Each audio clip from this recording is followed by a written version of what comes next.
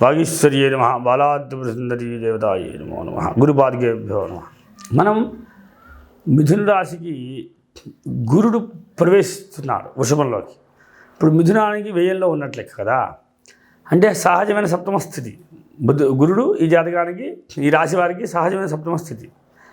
అంటే సప్తమ దశమాధిపతిన ఒక గురుడు వ్యయ సంచారం చేస్తాడు. అంటే సహజ భాగ్యాధిపతి ద్వితీయంలోనే ధనస్థానంలో ఉన్నాడు. కానీ ఈ సోదర కారకుడైనటువంటి బుధుడికి వ్యయ స్థితిలో ఉండడం వల్ల గురుడు యొక్క ప్రభావం ఏం జరుగుతుంది? తీర్థయాత్రలు చేయడం, వీళ్ళు అనేకమైన పుణ్యాన్ని సంపాదించడం, వృత్తిపరమైనటువంటి ఉద్యోగపరమైనటువంటి పనుల మీద ఎక్కువ ప్రదేశాలు తిరుగుతూ ఉండడం, మంచి సుఖమైన జీవితాన్ని పొందడం, ఇవన్నీ కూడా జరుగుతుంటాయి. గురుడు మిథున రాశికి వ్యయ స్థితిలో ఉండడం అనేది ఒక అదృష్టం. అయితే ఒక సందర్భంలో ఏం జరుగుతుంది? భార్య అనుకూలంగా లేకపోయి ఉండొచ్చు కూడా.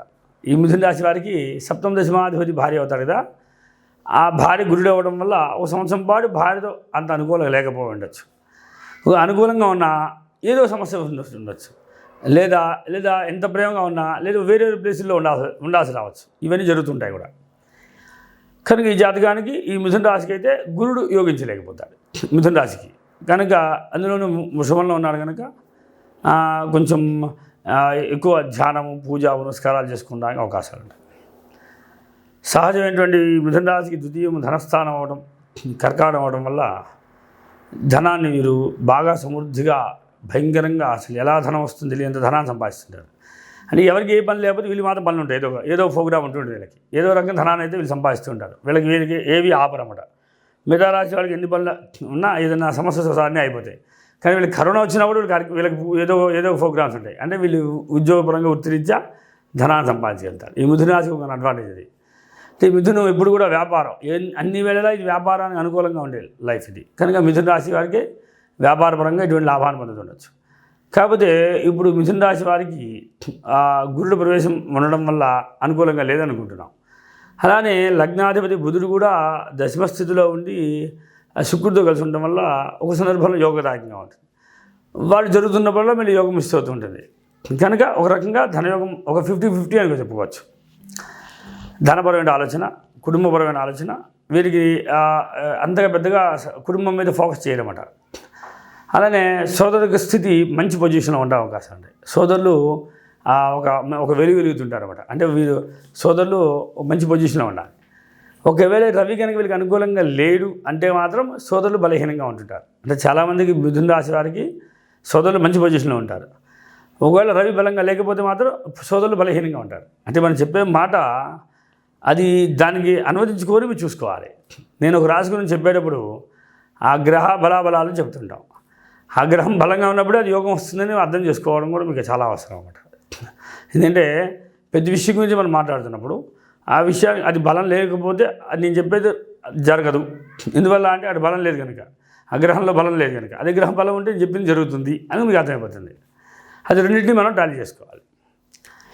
మిథున రాశి వారికి సహజాష్టం ఎప్పుడూ ఏదో ఒక రకమైనటువంటి ఆతృత, ఏదో చేయాలి, ఏదో పొందాలి అని ఒక రకమైనటువంటి లోపల చెడు పనులు ఏదో పని చేస్తుండాలి, ఏదో తాంత్రిక ప్రయోగం చేయాలి, క్షుద్ర పూజ చేయాలి, ఏదో పని చేయాలి, ఏదో ధనం సంపాదించాలి, అనేక విచిత్ర ఆలోచనలు కలుగుతుంటాయి ఈ మిథున రాశి వారికి.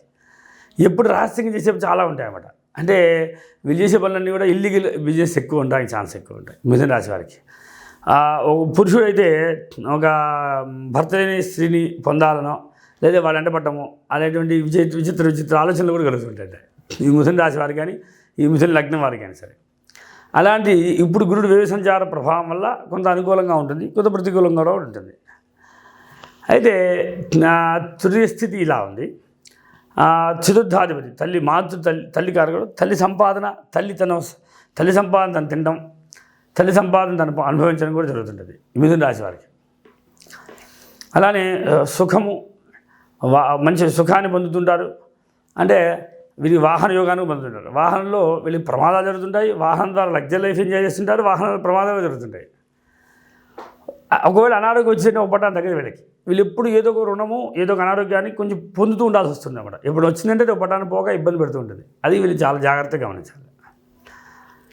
తర్వాత సంతాన విషయంలో ఈ రాశి వారికి ఈ సంవత్సరం మిథున రాశి వారికి గురుడు మేషంలో ప్రవేశించిన తర్వాత పంచమ స్థితి శుక్రుడు అవడం వల్ల సంతానం చాలా బ్యాలెన్స్గా ఉంటారన్నమాట. అంటే మినిమం సంతానం ఇద్దరు ఒకళ్ళు అలా బ్యాలెన్స్ చేసుకుంటూ ఉంటారన్నమాట. చాలా పర్లేదు అనుకుంటుంటారన్నమాట. రాశి వారికి సంతాన స్థితి కూడా బాగుంది. కాబట్టి శత్రువులు మాత్రం వీరికి ఎక్కువగా ఉంటారు. ఎప్పుడు వీరిని ఏదో రకంగా రహస్యంగా కానీ పబ్లిక్ కానీ వీళ్ళు ద్వేషిద్దామని అనుకునే వాళ్ళు చాలామంది ఉంటారు. భార్య మాత్రం చాలా తెలివిగలదే ఉంటుంది. వీళ్ళిద్దరి యొక్క ఆలోచన విధానం వేరే వేరేగా ఉండడం వల్ల అండర్స్టాండింగ్ తక్కువగా ఉంటుంది. భాగ్యం అంతా వీళ్ళు ఎవరిని మోసం చేసి సంపాదించి ధనాన్ని పొందగలుగుతామని ఆలోచనతో ఎప్పుడు టార్గెట్లో ఉంటారు వీళ్ళు. కానీ వృత్తి మాత్రం భగవత్ సంబంధించిన వృత్తి పొందడానికి అవకాశాలు ఉంటాయి. అంటే ధర్మపరమైనది. అంటే దీన్ని 2 రకాల వృత్తులు ఇస్తాడు మిథున రాశి వారికి. కెమెరామ్యాన్ చేయొచ్చు, లేదా దేవతా పూజలు చేసుకోవచ్చు, లేదా కనుక ఆ దేవాలయాల్లో పోస్టింగ్ పడవచ్చు, ఏదైనా పోస్టింగ్ పడవచ్చు. అలానే లేదంటే సేవదా దృక్పథాలు పెట్టచ్చు. ఇలాంటి విచిత్రమైన ఉద్యోగాలు పడుతుంటాయి. కనుక ఇవన్నిటిని కూడా పరిగణలో తీసుకోవచ్చు. వీళ్ళ లాభం ఎలా ఉంటుందంటే మూర్ఖంగా మొండిగా భయపెట్టి తీసుకోవడం ఉంటుంది ధనాన్ని. వీళ్ళు ఇవ్వకపోతే మొండిగా లాక్కుంటే లక్ష్యాలు ఉంటాయి వాళ్ళకి. కానీ అది కూడా చాలా రిమార్క్గా ఉంటుంది.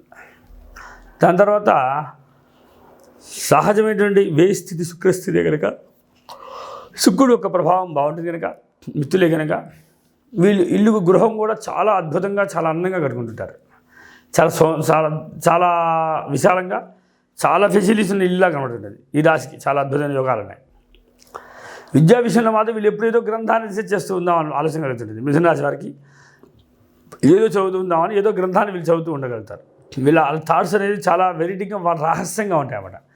వీళ్ళని ఎప్పుడు ఈ చూడటానికేమో మంచి వాళ్ళ కనబడుతుంటారు. కానీ ఇతన్ని ఎప్పుడు అందరూ వెనకాల తిట్టుకుంటూ ఉంటారు. తమ్ముడితో సహా సోదరులతో సహా తను తిట్టుకుంటూ ఉంటారు అన్నమాట. ఎందుకంటే తను అన్యాయం చేస్తున్నాడు, మాకు ఇబ్బంది పెడతా అని. ఎందుకంటే తన ఆలోచన విధానానికి సోదరులకి సెట్ కాదన్నమాట. అని వాళ్ళు చాలా బాధపడుతుంటారు. ఇవన్నీ కూడా మీరు పరిగణలో తీసుకోవాలి. మిథున రాశి వారికి వేల్లో గురుడు యోగదాయకం కాదు. ఈ సంవత్సరం పెద్దగా యోగించట్లేదు. కానీ మనం యోగించేటిగా మనం మార్చుకోవచ్చు. దాన్ని ఏం చేయాలి అంటే శనికి గురుడు శ్లోకాలు చదువుకుంటే, శనికి గురుడు ప్రదక్షిణ చేసిన, గురువారం పూట స్వీట్ ఎవరికి పంచుతున్నా, శనివారం పూట చక్కగా ఏదైనా పేదవాళ్ళకి ఏదైనా సహాయం చేస్తుంటే దీని ప్రభావం తగ్గిపోయి గ్రహ ప్రభావం ఏం లేకుండా సుఖంగా ఉండగలుగుతారు. ఇంకా వృత్తిరీత్యా మంచి పొజిషన్కి వెళ్ళడానికి అవకాశాలు ఉంటాయి.